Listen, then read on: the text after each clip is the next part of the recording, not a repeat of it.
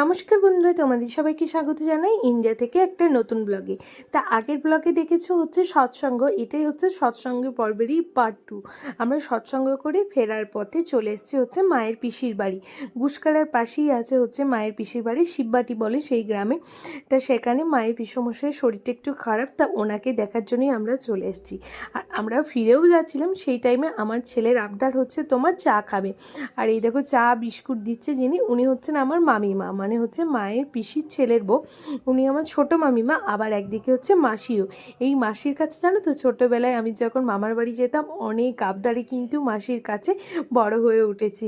তাই মামিমা বলতে আমার একটু কেমনই লাগে। মামিমা তো আমি কোনো দিনই বলি না, মানে মাসি কাম বন্ধুই বেশি। আর এখানে দেখো বাবা মা এখানে বসে আছে, মায়ের পিসি বলে কথা। আর এখানে আরও দুটো মামা আছে। আর তিয়াস তো এখানে আবদার করেছে। আমরা যাওয়ার আগে চা জল মিষ্টি মানে সমস্ত কিছু খাওয়া আমাদের হয়ে গিয়েছিলো, আমরা ফিরে যাচ্ছিলাম। কিন্তু আমার ছেলের আবদার হচ্ছে চা খাবো, সেই জন্য মাসি আবার ওকে বললো লিকার চা খাবো। আমার ছেলের আবদার বেশি মিষ্টি দিয়ে লিকার চা, সেটাই করে দিল, খাচ্ছে। আর এই দেখো মা পিসমশাইয়ের সঙ্গে, এটা হচ্ছে মায়ের পিসমশাই, ওনার সাথে গল্প করেছে। ওনাকে দেখার জন্যই কিন্তু আমাদের এই যাওয়ার পথে এই গ্রামে আসার, এটাই হচ্ছে মেন কারণ। তো এখানে চলে এলাম। আর মায়ের পিসিমা হচ্ছে অনেক দিন আগেই মারা গেছেন, উনি তো গত হয়েছেন অনেক দিন আগেই। তা পিসমশাই আছেন, আর তার সাথে মায়ের দাদার বৌদিরা সবাই আছেন। এই যে মাসি আছেন, আরও সবাই আছেন। তা বহুত দিন পর এই গ্রামে এলাম। আগে ছোটোবেলায় এই গ্রামে বহুবার এসেছি, অনেক খেলাধুলা করেছি দিদার সাথে আর মায়ের পিসির সাথে। মানে মায়ের পিসি আমাকে প্রচণ্ড পরিমাণে ভালোবাসত। দিদার সাথে যখন নাচতাম মানে তার তো আদরের কোনো তুলনাই ছিল না। সেই সমস্ত স্মৃতিগুলো মনে পড়ছিল।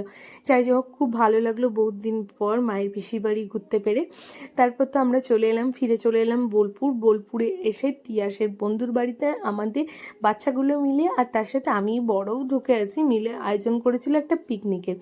মেনলি বাচ্চাগুলোই আয়োজন করেছিল, মানে হচ্ছে আমার ভাই আর তার সাথে হচ্ছে তোমার যে ছোটোখাটো বাচ্চাগুলো আছে বন্ধু তিয়াস আর হচ্ছে তিয়াসের বন্ধুর দিদি, এই দুজন। আর তিয়াসের বন্ধুর যে মামা আছে মামার মেয়ে, এরাই আয়োজন করেছিল। আর বন্ধুর মামার মেয়েই কিন্তু এই রান্নাবান্নাগুলো করেছিল।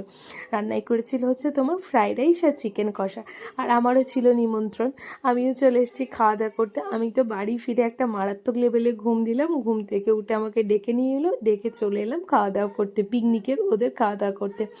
তাই এই পিকনিকের খাওয়া দাওয়া দিয়ে আজকের এই ছোট্ট ব্লগটা এখানেই শেষ করছি। কেমন লাগলো ইন্ডিয়ার বাপের বাড়ি স্পেশাল এই ছোট্ট ব্লগটা অবশ্যই কিন্তু কমেন্ট করে জানিয়ে। ভালো লাগলে প্লিজ পেজটাকে ফলো করে দিও। আর যারা ইউটিউব থেকে দেখছো তারা প্লিজ চ্যানেলটাকে একটু সাবস্ক্রাইব করে দিও। আর ইন্ডিয়ার ব্লগগুলো কেমন লাগছে কমেন্ট করে জানাতে কিন্তু একদম ভুলো না।